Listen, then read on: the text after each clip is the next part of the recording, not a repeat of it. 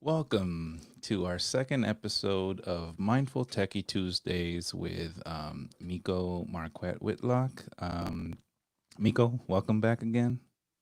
Yes, thank you. Thank you for having me, Carlos. Happy to be back. How's your day so far? So far, so good. So it's it's getting into evening here on the East Coast, but I'm excited to be here today to share a little bit about our topic on tech distraction. Great. I just can't wait to jump into that conversation. So as mentioned, this is our second episode. Last week we had an opportunity to talk about 2020 goals and just ideas and tips around how we click reset on the year on personal goals, career goals. Yes. Would you mind, and we didn't chat about this in the quick little debrief that we had, but would you mind maybe sharing some quick takeaways from that conversation? Sure. So the last episode we talked about doing a 2020 reset, recognizing that for many of us, when the year started, we started off with really ambitious plans about what we're going to be doing personally and professionally. And those things were upended for most of us with the onset of the coronavirus and with things shutting down and with the forced work from home and homeschooling across the globe. And one of the things that we talked about last week was that despite that shutdown, that it's still a great opportunity for us to really hit the reset button, hit pause, and to start over. So just like when we start over at the new year, setting intentions or resolutions, we can do the same thing right now, or really at any point. And that discussion was really about how you actually do that. And so taking an opportunity to pause, go back to really what was your original intent for the beginning of the year, and making a decision about whether or not, based on where you want to go, if you need to reimagine your goals, if you need to recommit to them, or if you need to just remove them and start from scratch. And so I talked about this free resource that I have, the Life Planning Guide. Folks can go to my website and sign up for the email list and learn more about that. That actually walks you through this process of uncovering or refining your vision for the year, for your life, setting goals in each of the core areas of your life that actually aligns with this intention, and then helping you to figure out what's your 90-day plan moving forward to help you from this point to actually put the things that you have in terms of your goals and your intentions into action, so that you're more likely to follow through on them.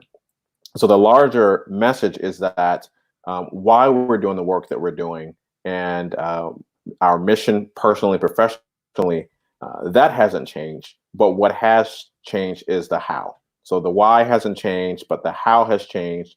And so the conversation that we had was recognizing, how do we actually pivot? How do we change the how? And I used the example of, for myself, where I do a lot of in-person events, and having to really pivot to make sure that I was moving those things online, and really diving a bit deeper into the virtual offerings that I offer to the clients that I work with.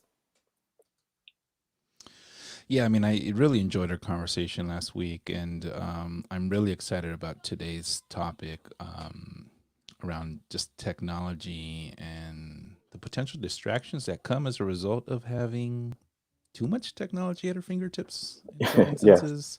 yes. Um, so, anyway, looking forward to our discussion.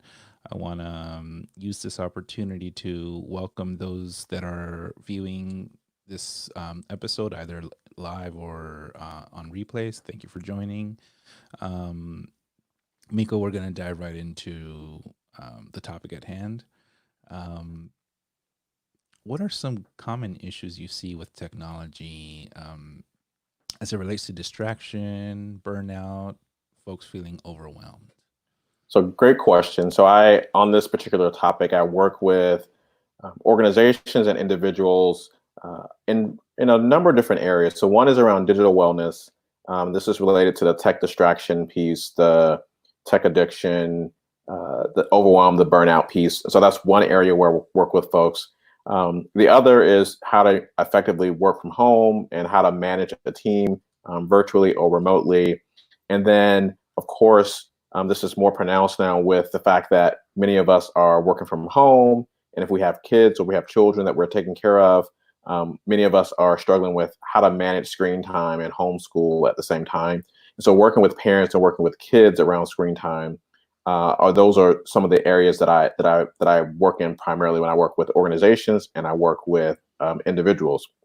So some of the issues that we're seeing right now as it relates to COVID have to do with the increase in anxiety as it relates to the uncertainty about what's happening, the social isolations connected to the prolonged physical distancing that we're experiencing, and then of course the fear about the unknown, and about people's financial welfare and their own their personal well-being, if or the well-being of loved ones who might be impacted directly or indirectly by the current pandemic. And then, so that's one set of issues that we're dealing with right now. Another set of issues that we're dealing with have to do with sort of taking a step back in terms of how we interact with technology in general, has to do with misaligned expectations about how we're expected to be connected and how often we're expected to be connected to our devices. So particularly for those of us who are knowledge workers, there's this pressure to be connected 24/7 to our devices. And then you layer on top of that the fact that we have companies like Google and Apple and others that are pouring millions of dollars in experts and projects that are tied to um, human behavior, human marketing, understanding addiction behaviors, and things of that nature, and are actually intentionally engineering their platforms and their devices in such a way that we have things like the continuous scroll, for example, or the continuous loop on YouTube when you play a video and it automatically loops to the next video, and even with Netflix, for example. So those things are done by design and with intentionality based on understanding of human behavior about how to capture our attention and to keep our attention. So that's just a snapshot and overview of some of the issues that I commonly see that contribute to the challenges that we have as it relates to technology distraction. Yeah, I mean, you mentioned a few of the bigger players out there and just their approach to trying to keep eyes on their product Yes. through the use of technology. And so I think, we're probably going to end up seeing a spike in this as a result of COVID-19 because so many people are transitioning from the in person interactions, be it through conferences, through trainings, just work in general. Everything is moving to a virtual platform. And so there's got to be, I'm assuming there's going to be, right, like the technology that will develop or is already in place. I think I've actually, like, I read about a few days ago, a company is the startup company who's looking at like kind of like product placement, right? So if I'm looking at your planner behind you, right, and if you're a paying customer of that service, like Mhm. you would give them the logo of your planner and their system will use artificial intelligence to sort of like find it throughout the interwebs out there, and whoever's viewing it, then it's going to push them additional product placement for stuff that they would might want to buy, right? So I find that like very interesting to sort of see how we're going right, like technology, artificial intelligence, machine learning is going to inform our day-to-day sort of activities in a way that we might not be used to it, right? And so Yes. how do we find ourselves, and I guess this is a question for you, right? Like how do we find ways to turn these distractions off, knowing Yeah. that they're going to be there regardless, right? So how do we turn ourselves off from them when we need to? So there are two strains for this. So the first, just getting to what you were saying about the external piece, which has to do with the actions companies are taking, is we have to be engaged in a broader level in terms of how policy is being made and how companies are regulated to push for a more ethical approach to how we are engaging and how we are developing technology. So there are folks like Tristan Harris, who's a former Googler, who has an organization that's really focused on highlighting this particular issue and highlighting it in a way that it's putting pressure on companies like Google and Apple to take a more ethical approach to how they are essentially handling the attention spans of us, of the customers.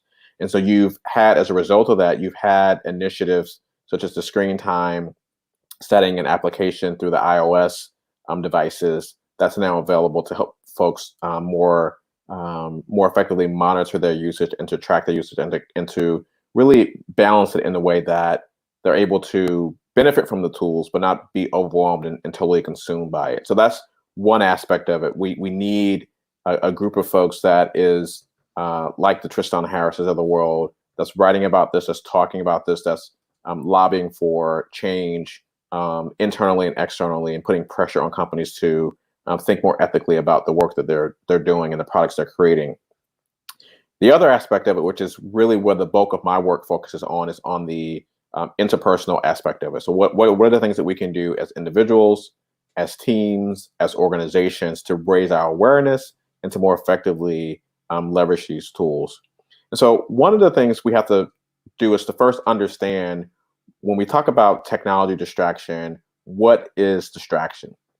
So when we break it down to its original root in Latin, when we think about traction, traction means to be attracted to or to move toward something. And so when you're distracted, you are taken away from something or you are taken off track. You're moved in the opposite direction. And to be distracted means that you have a course or direction that you're heading toward and that you were taken off course. And so part of the way that we address this particular issue is really going back to some of the things we talked about in our last session about the power of intention.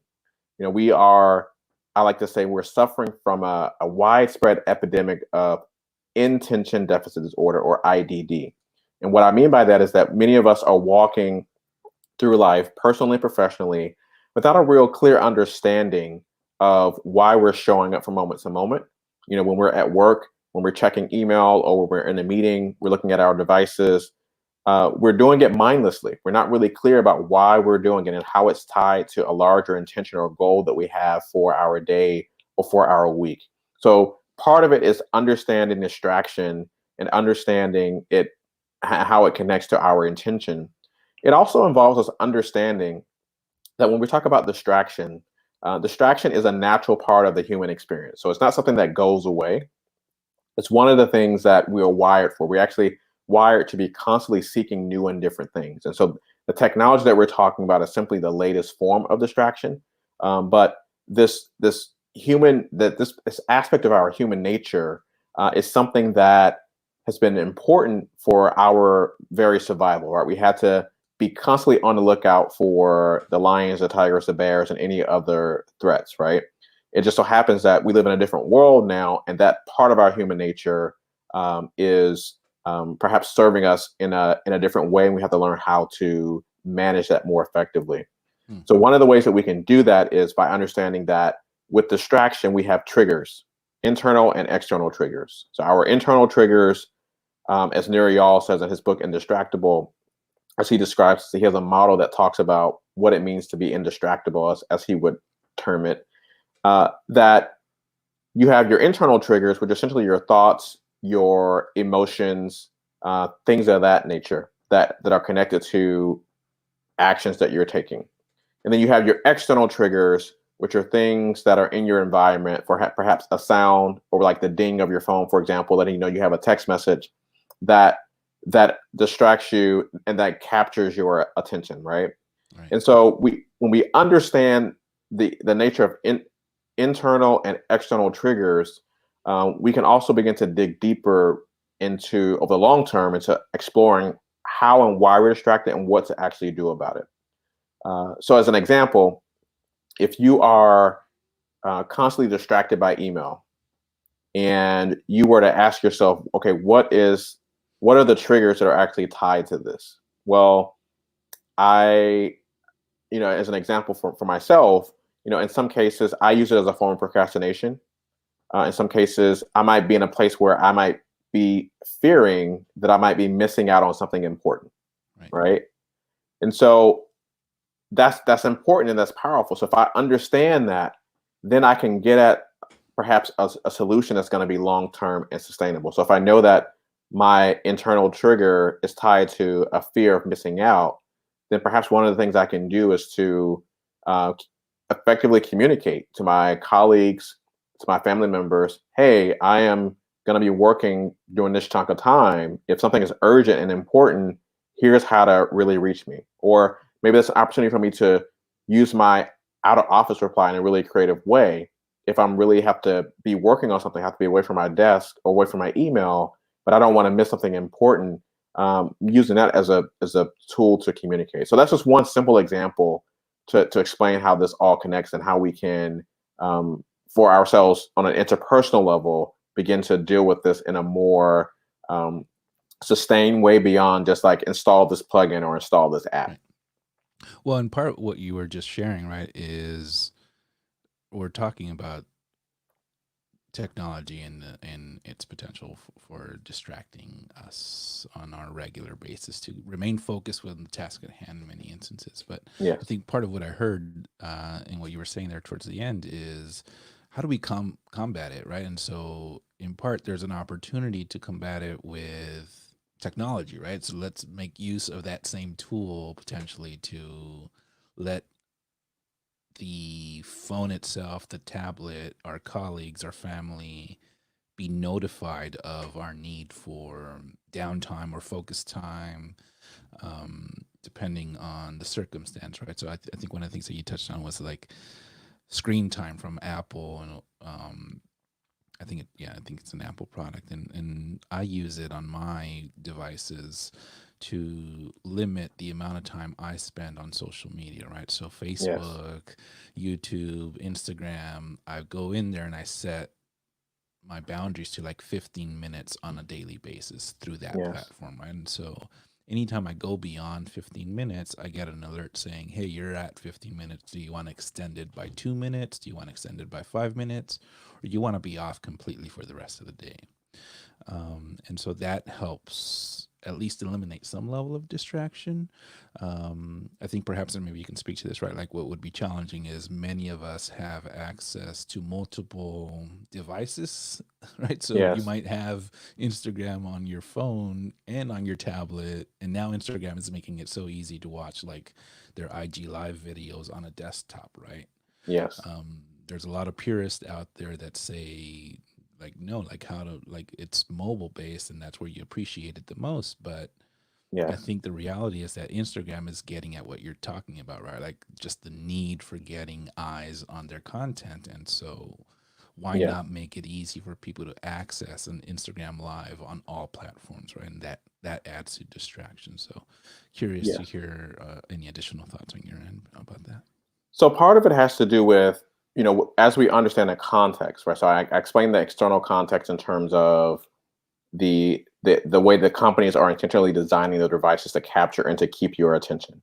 And I described the context of distraction and what it means today with the internal and external triggers. So when we understand that, part of the way that we deal with this in a sustained way is we have to begin to intentionally design our lives in a way that provides that balance. So you mentioned having multiple devices, right? What do you do if you have multiple devices? Well, one of the things we can do is to make sure that we're building in time as individuals and as families, as teams, where we're actually away from our devices. So this might mean that at night that you are making a conscious decision as a household that you're going to charge your devices outside of the bedroom, that there are going to be no devices allowed in the bedroom when people are sleeping. So that's one aspect of it. The other aspect of it is first thing in the morning, allowing space and allowing time for you to transition into your day before you actually engage with your devices so that you are having opportunity to do your morning routine, do your workout, have breakfast as a family, perhaps to take an opportunity to, if you're engaged in some kind of contemplative or spiritual practice, engaging with that. If you have a daily planning ritual where you're planning out your intentions and what you're going to be focused on that day, what success is going to look like for you that day, preparing mentally and emotionally for your day before you're engaging with your devices.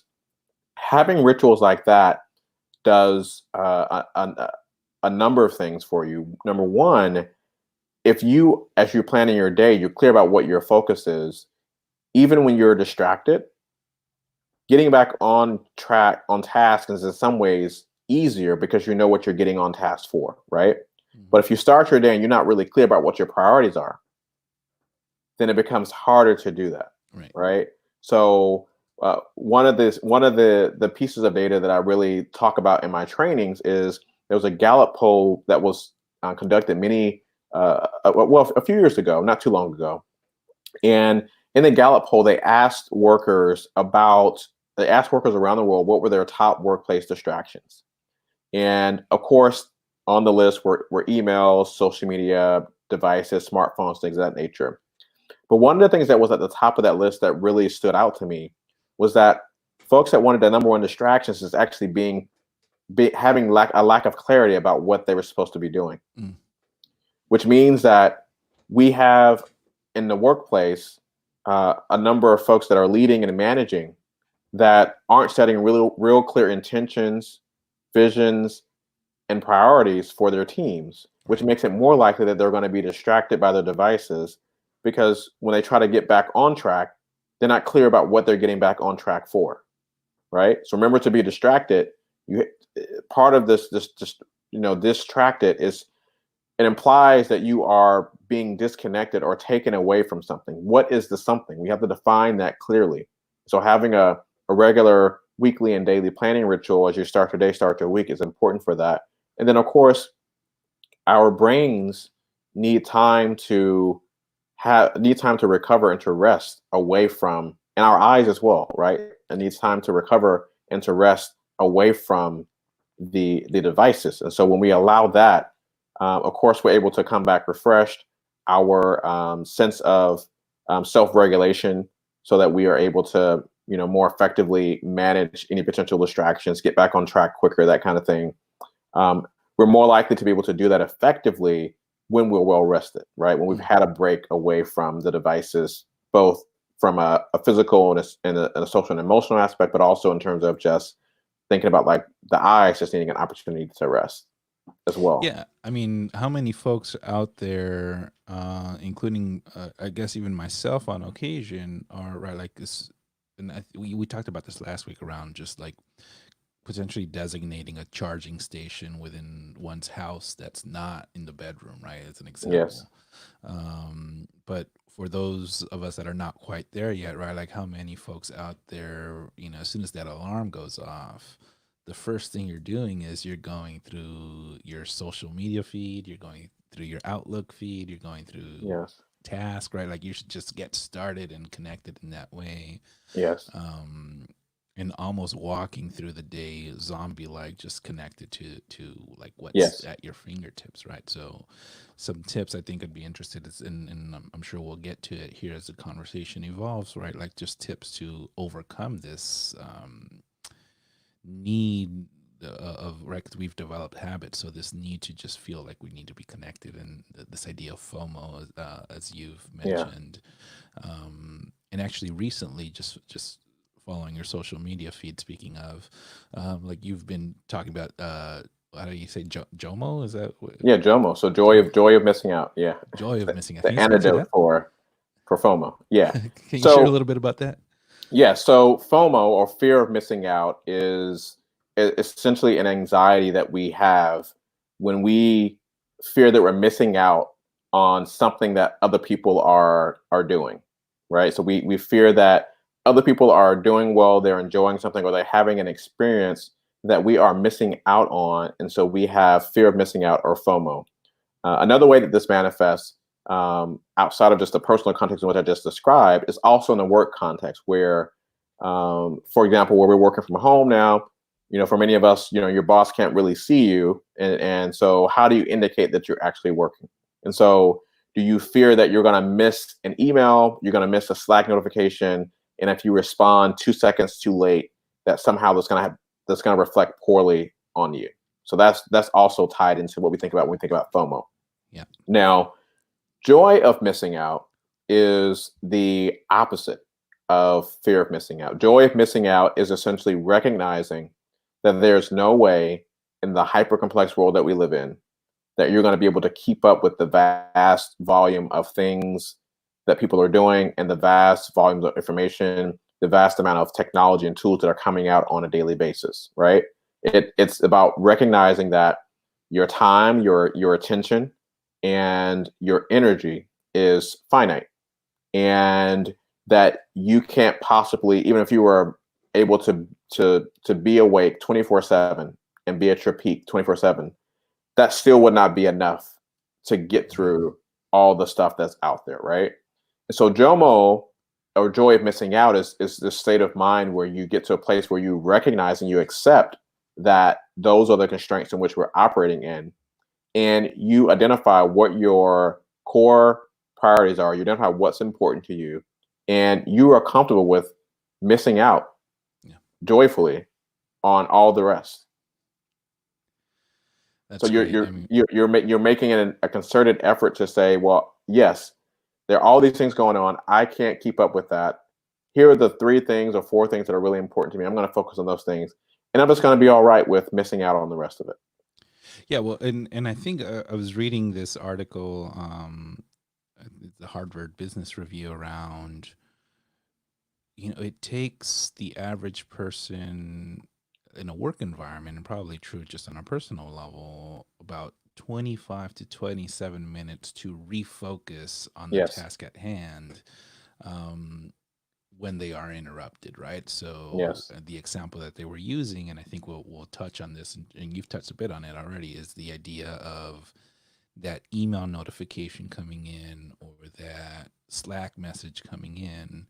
You might be in the middle of wrapping up a PowerPoint deck, or an email to your boss, or a project of some sort, and somebody else with just as equal amount of urgency on their end of the computer is needing something from you, right? And so, let me send Miko a quick IM and see if he can give me an update on X, right? Like just that inquiry alone is going to be distracting to you, and it's going to probably cycle you through one or two different projects before you can come back to finishing that email, Yes. just because you go on a, what do you call that, like a Like a tangent. soapbox, a Yeah. tangent, yes. Yeah.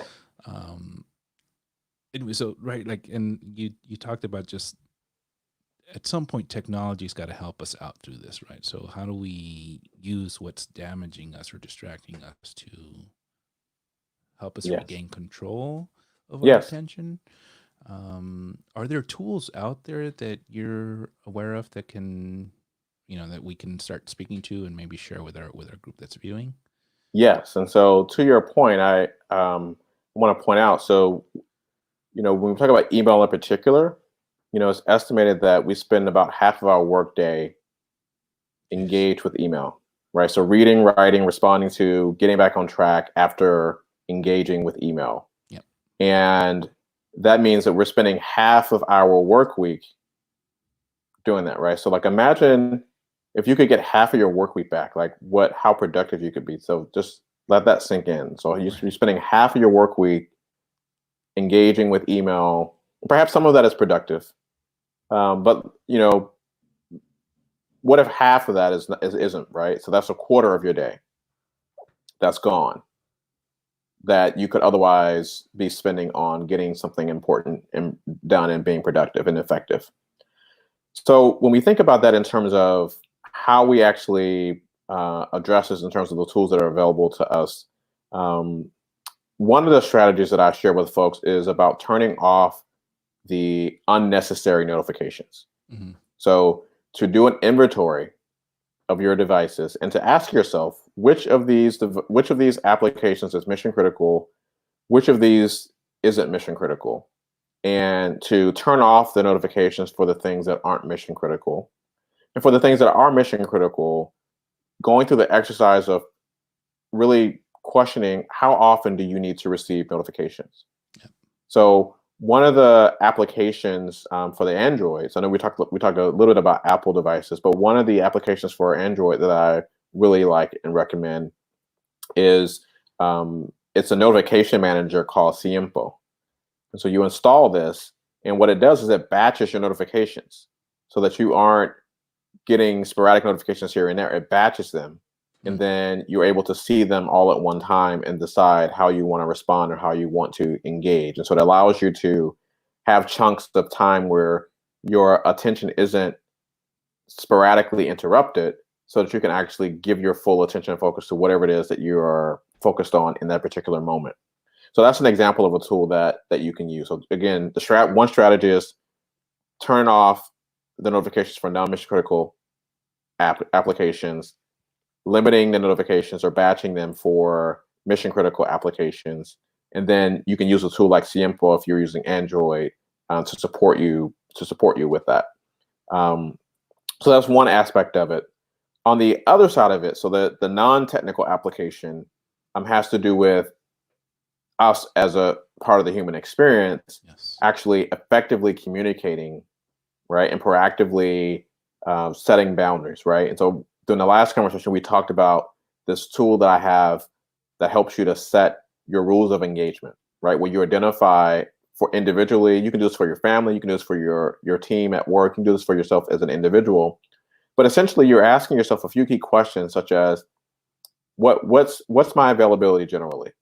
What days am I generally working? What hours am I generally available? What are the best ways to reach me? And how does that change if something is urgent versus non-urgent? So in the example that you gave about working on the PowerPoint presentation, you're wrapping it up, and so someone messages you.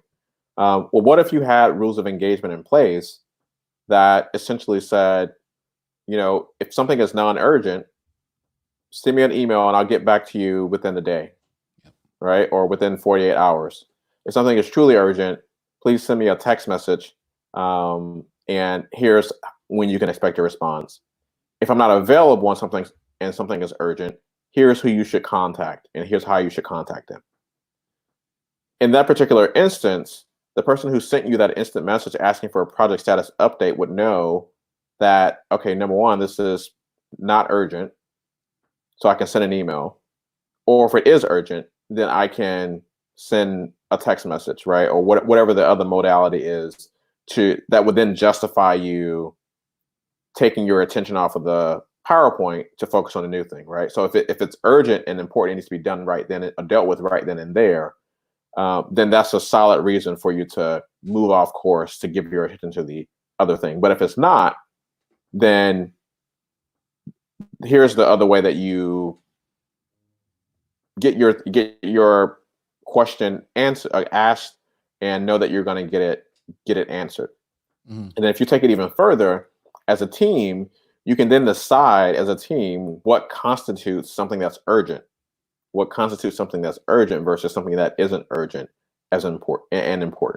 And when everyone is on the same page about what those things are, then as a team, in particular in a professional environment, it becomes easier to manage those kinds of distractions.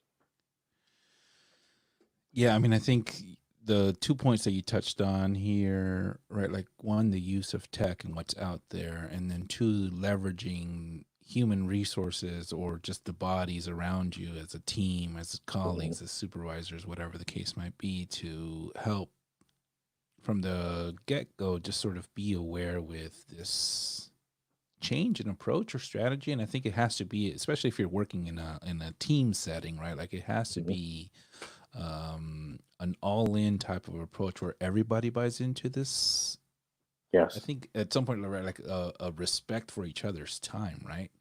Yes. To allow for focus, to allow for project completion, and some level of autonomy that ultimately has its own, repercussions to a successful work environment. And so, Yes. um, more than anything, I mean, to me, that sounds like that's key. One of the things, speaking of tech and just tools, so we have Slack out there that helps with immediate communication, instant messaging, um, and it segments it into like channels that you may or may not want to participate on, depending on your you know position in the company.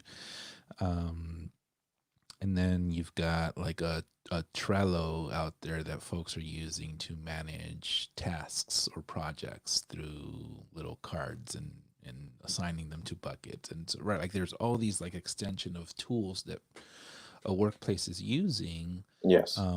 One of the things that I've recently been turned on to, and it's not a plug for them necessarily, but like the Microsoft Teams platform. I'm not sure if you're familiar with it, Miko, Yeah, I am familiar. but I mean, it's seen a huge spike during COVID-19 because of their video conferencing capability as an alternative potentially to Zoom because of whatever security issues Zoom had earlier on. But it's got this full breadth and just the concept of bringing all of the Microsoft tools into one environment that is shareable across a team Yes. is I find it to be very interesting for organizations to adopt because it eliminates the need for all these other third party tools. And then you can start building culture and practice internally around, hey, if my calendar says I'm busy or I have focus time, like do me a solid and respect that time, right? Unless it is urgent, then here's the rules of engagement, as you say, right? So, Yes. yeah, I mean, I think that's spot on in terms of just the topic at hand. Um, And if I email, could, I yeah, would add something to this. So I know you were spotlighting Microsoft Teams, and I would just from my approach, just sort of take a step back and say, regardless of what tools or suite of tools you're using, there are some principles that apply across the board, and it starts with intention. What's my intention for the work that we're doing, for how we want to engage, right? So that's the first part of the process. And then the second is, who are the people? Who are the people that are involved? Who are the stakeholders? The third thing is is connected to process. What is the process? So the rules of engagement, that's part of the process. And then once we figured all those things out, then we can talk about technology. So I think often what happens is, particularly in the terms of workplace yeah, culture, we start with the technology first, and then we work our way backwards. right, And the challenge with that is that we might end up with a suite of tools that are actually incompatible with our overall intention. But because we didn't start with the intention first, we started with the tool and then worked our way backwards. Now we're having this extra layer of trying to figure out the process and who needs to have access to what and who's going to use what and how we're going to use it. yep, At the same time, you're trying to figure out the intention, and it's complicated by the fact that you might not be using the best tools to help you get to where you want to go. So I recommend folks start with the intention. What are you trying to do? What are you trying to facilitate? What does success actually look like? Who are the people that need to be involved? What are the processes, such as the rules of engagement, for example? What does our culture look like? What's acceptable? What are the work norms, etc.? And then once you figure those out, find technology that actually aligns with those things. The same thing goes personally. Mm-hmm. You know, if you desire to have more peace in your life and you are moving from a place where maybe you're one of those people that wakes up first thing in the morning, you're grabbing your phone and you're checking the news, you're responding to text messages, you're on social media, you're checking email, and that's not working for you, then it's an opportunity to pause and ask yourself, okay, what's my intention for how I want to lead in my life personally? How do I actually want to wake up? What do I want my day to look like? How do I want to feel when I start and end my work day, right? How do I want to be engaged with my family? How do I want to be engaged at my work day? Figure those things out, and then you can do the same thing. You can figure, okay, who are the stakeholders? Maybe it's on the personal side is, okay, well, maybe you're partnered and you have children. Those are your stakeholders. And then what's the process? Okay, well, maybe part of the process is we agree that during meal times and at night and in the morning we're going to charge our devices outside of the bedroom. And then what's the technology that we're going to use, right? So maybe you have a charging pod that you have in the living room or in the kitchen or something like that. Maybe you have, depending on your service provider, you have something where it automatically shuts off the Wi-Fi after a certain amount of time. Yeah. So but you can get there when you figure out and you get clear about what your intention is as an individual, as a team, as a family. It makes all the other parts of the process more seamless. And one of the things that it does is it makes it more likely to be sustainable and long term and not temporary. Part of the challenge with how we talk about this challenge is so many folks are offering band-aid solutions. Yes. When what we need is a more long-term thinking and approach to this. I'm glad you finished your thoughts. Sorry, I was about to interrupt you there, but I mean, I think that's spot on, right? The reality is that the same technology that's distracting us, it has its counterpart out there some way, somehow, as a tool, as a vessel to help Yes. us counteract it. But at its core, if you're not personally or professionally ready to sort of like be clear on your objective, on your vision, on what you want to see happen, it could be the best tool in the world. It's not going to be right. Like there's just kind of oversimplifying it here. Our phones these days have that feature that if you're driving, it won't allow you to text, right? Yes. However, right, like if you really want to text, you're going to text and you're going to figure out a way to say that, right? So, yeah, I mean, I think you're spot on in terms of just the intentionality behind what we want to get at. It needs to be clear from the get-go. Yes. And then we find ways and tools to help implement that strategy. Yes, and you just pointed to two things I want to share. So one is, technology is neither good nor bad, right? So how we use it is really the determining factor, right? And then the other thing is a power tip for folks. So you mentioned, I think it's both on Android and Apple, we have an opportunity to put on the settings. So if you're driving, your text messaging capability is suspended while the car is in motion, right? So so I don't drive. And you can do this even if you do drive. You can use that feature as an out of office text message reply. So when I've taken digital Sabbaths, I've manually enabled that particular feature. And what it allows you to do is to essentially suspend text messaging, your ability to send out text messaging. And what it does is for your inbound text messages, it will send a response. So the default response, if you're using it to not text while you're driving, is like, so and so is driving. They're not able to respond. They'll respond as soon as they're able to safely, right? So I use this when I'm away from my device for extended periods of time to say that, hey, just like with email, I'm away from my phone until X, Y, and Z time. If this is an emergency, then here's what you should do, or whatever it is, right? And so this is one of the ways we're talking about in terms of how do you actually leverage your technology and actually use it for you. But that only works if you're clear about, what you're clear about your intention or your vision and what you're trying to achieve.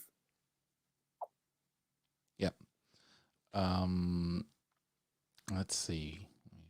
We've been touching on a little bit of everything in terms of what we've had in mind for our like structured sort of questions, but I think let me see how I can at least get myself back in place here. Um, yeah, I mean we've got. I mean, this is a good.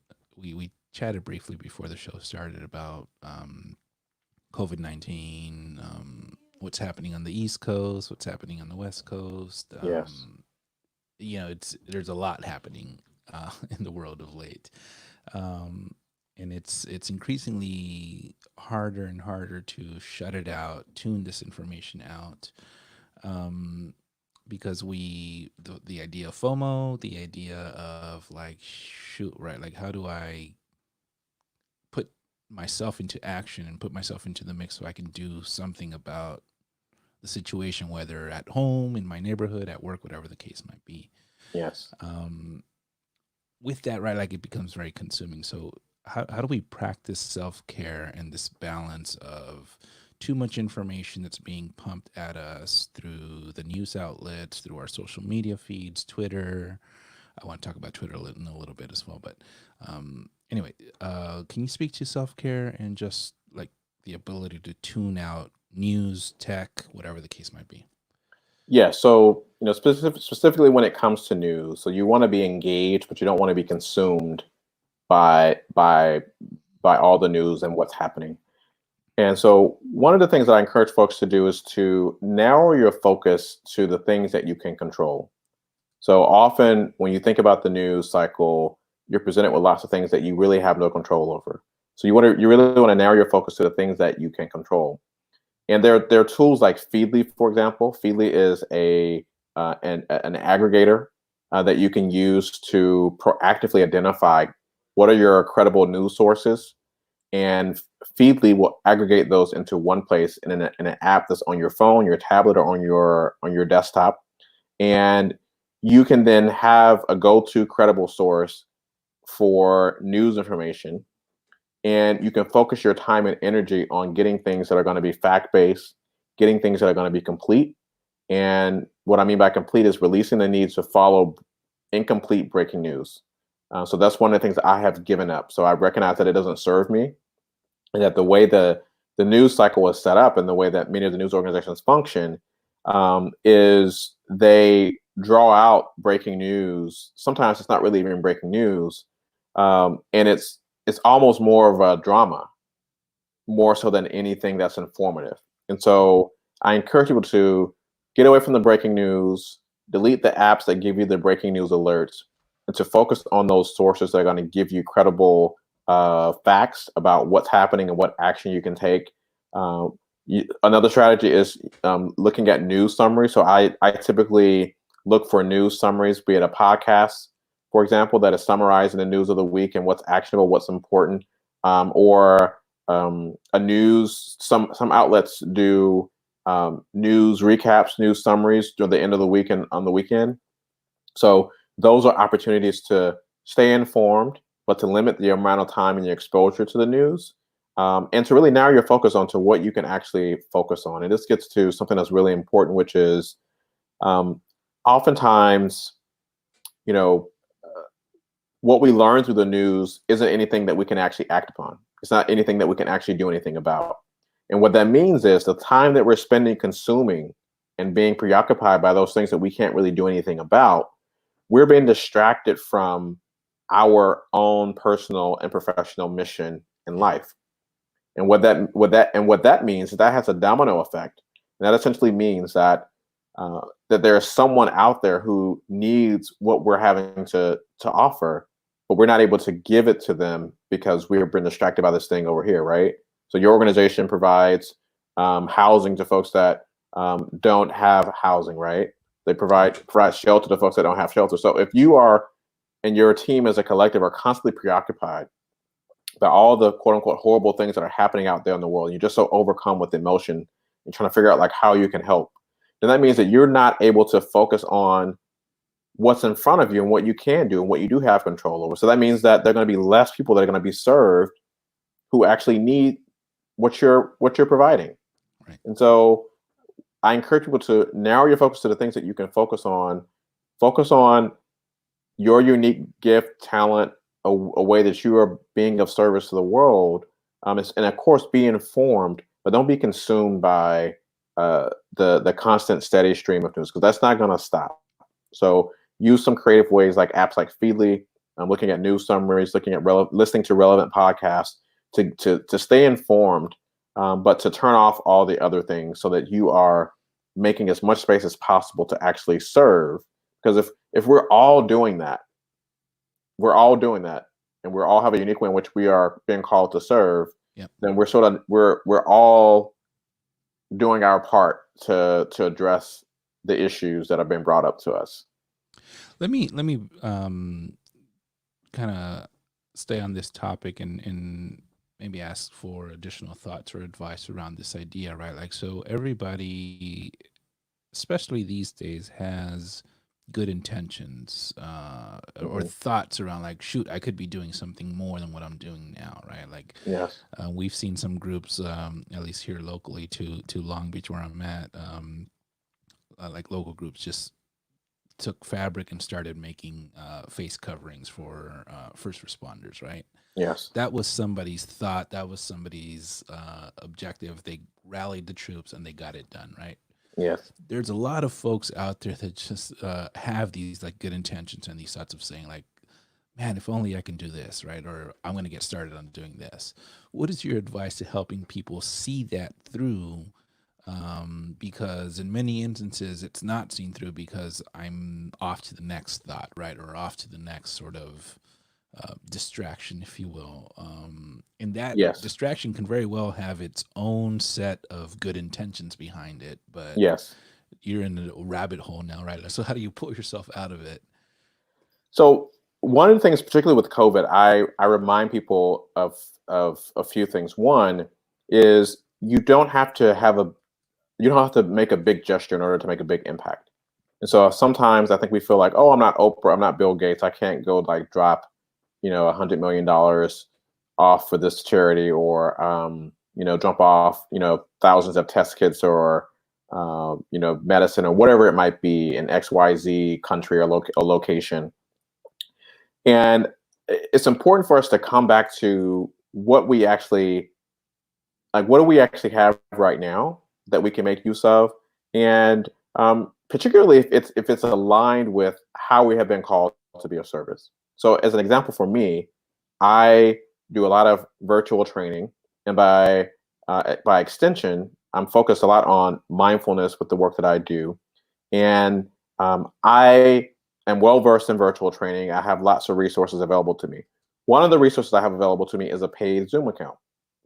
So I am part of a mindfulness group for men of color. And prior to COVID, we were meeting in person. And when COVID began to shut down things, this group was looking for a way to get online. One simple action of simply lending my Zoom account, it's a small thing, but it made a tremendous difference. And it made a tremendous difference because I was intentional and methodical about how can I be of service in a way that's aligned with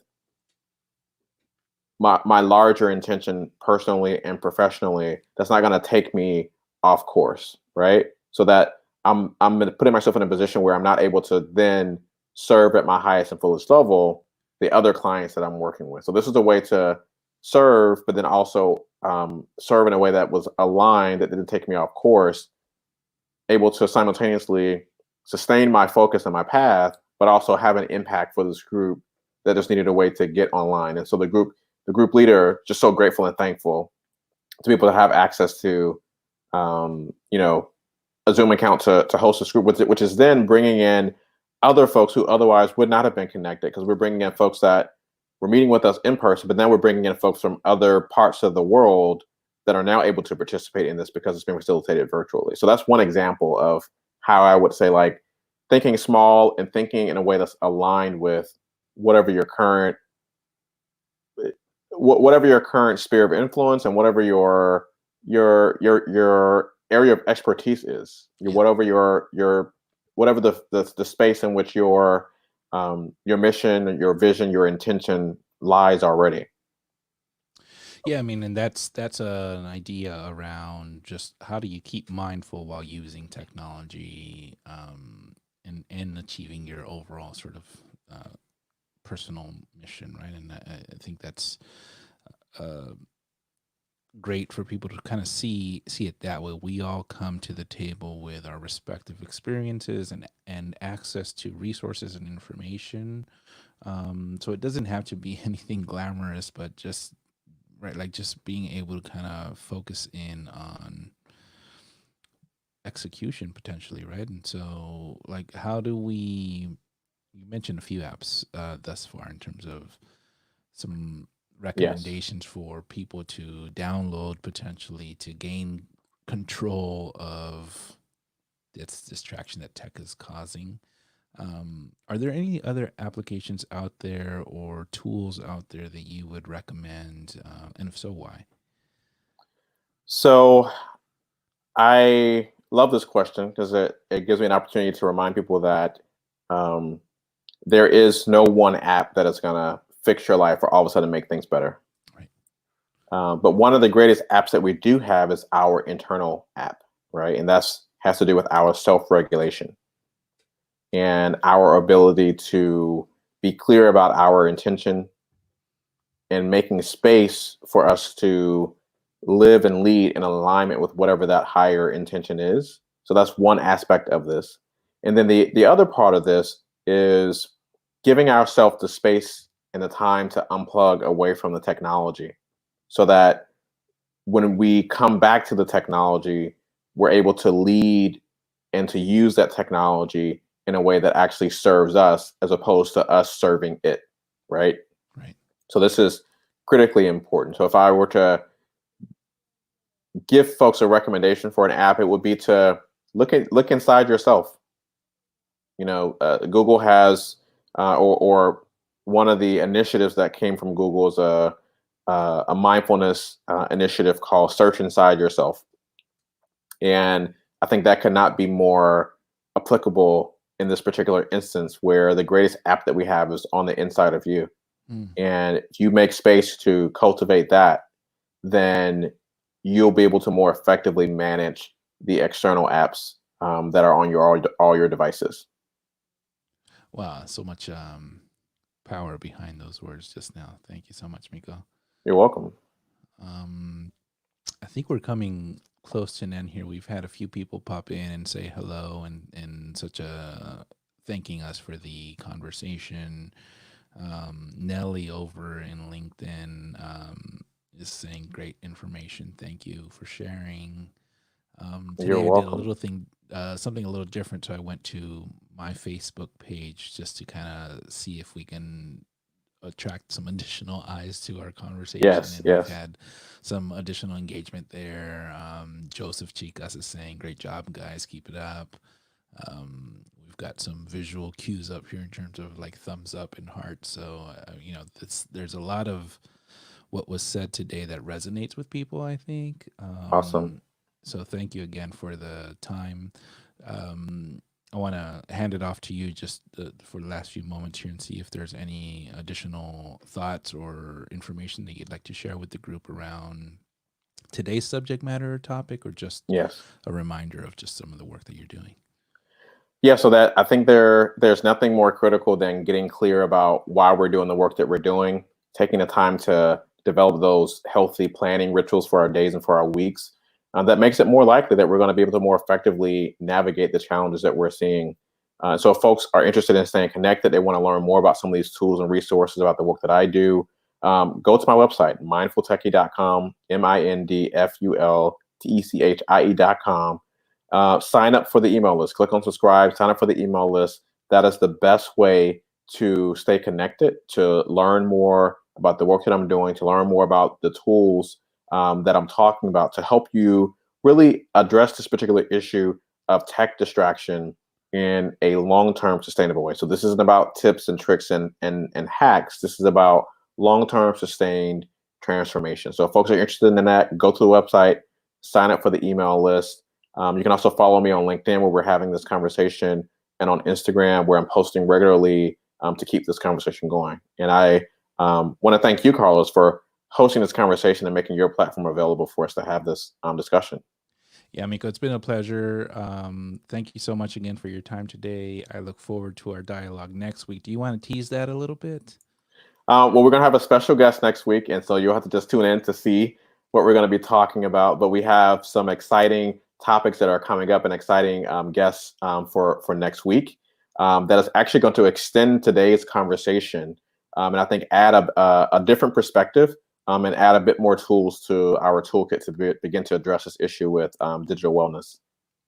I love it. So again, thanks, Meico, for your time today. To everybody that watched this, thank you for tuning in, and we'll see you again next week.